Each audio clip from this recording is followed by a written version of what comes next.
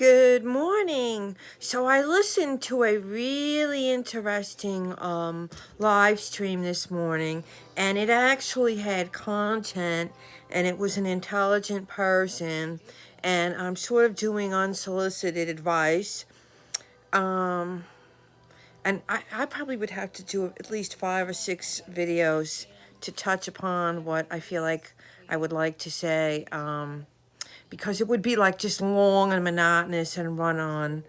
Um, Number one, a lot of things that we're not even conscious of or aware of are based biologically or evolutionarily.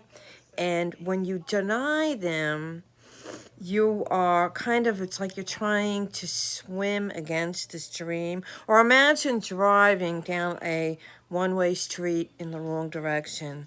That's what you're doing to yourself. So until you embrace and acknowledge, the biological imperatives, you're going to be like a dog chasing your tail. So anyway, in this person's stream, I asked him a question. Who is your celebrity crush? Okay? Like, in other words, if you had to relax, shut out everything, all the pressures of the world, shut out your career, family obligations, things you're worrying about, financial, blah, blah, blah, and you just got yourself into a zone, almost like a semi-meditative state, and you started thinking from your,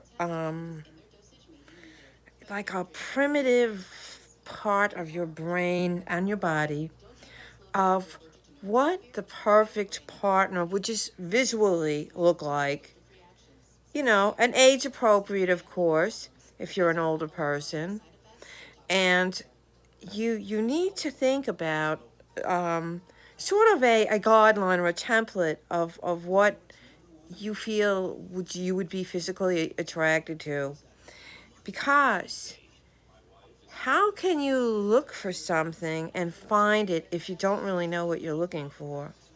It's like, for instance, we'll use real estate as an example. If you say, well, I need a dwelling, but you don't know whether you want a townhouse, a ranch style, a condo, a co-op, you don't know if you want to buy it cash, you don't know if you want a 30-year adjustable or a 15-year fixed rate or whatever. You just have no clue. You're going to be sifting through so much stuff that you really don't know what you're looking for. And if you're really, lucky and smart, you might see something good and recognize it. But like you're overwhelming yourself. And then when you get overwhelmed with too much, whatever, then you get disgusted and you end up renting. You don't find the right place, or you find some place and then you're miserable with it.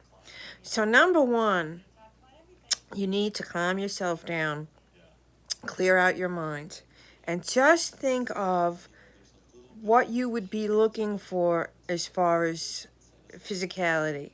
That's number one, okay? Then, number two, where would this person be? I listen to this person, and I say this with respect. You have a laundry list of what you would like, and I agree with just about all of it. However, you're never going to get everything you want in one person. And there's some things that should be deal breakers and some things that you should be flexible on, especially when you're older. When you're in that boomer generation, it's hard.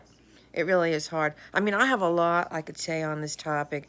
But, so, now another thing, do you remember years ago they had these Venus and Mars books John Gray wrote, and a lot of people said, oh, he's a mangina, this, that, blah, blah, blah.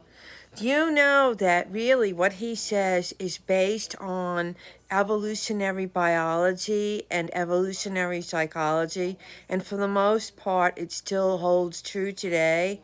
And, all right, I didn't like it, but there was this book that was popular years ago with women called The Rules, and men didn't like it. They said, oh, it's telling women to play games. Some of it is gamey, but a lot of it is also based on evolutionary biology. Then, Barbara DeAngelis came out with a book called The Real Rules, which was a more compassionate spin on the rules. And what a lot of people don't know is that Barbara DeAngelis at one point was married to John Gray, and they ended up getting divorced. And I think they both successfully remarried. Okay, so I would say get a used copy on Amazon of the men are from Mars, women are from Venus, or women are from Venus, men are from Mars, because there's a lot of truth in that. And it's sort of like the layman's version of evolutionary biology. But, okay, for men, physical attraction is the glue that holds a relationship together when things get rough. And things are going to get rough unless you are dating a blow-up doll or a corpse, because life is filled with trials and tribulations. Um, and I'm going to kind of end here, but I have a lot to say on this.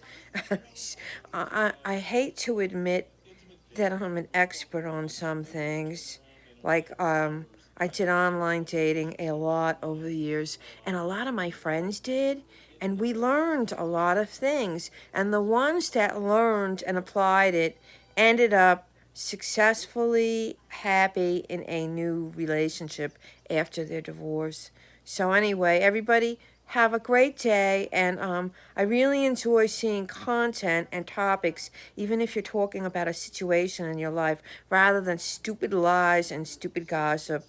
Okay, bye.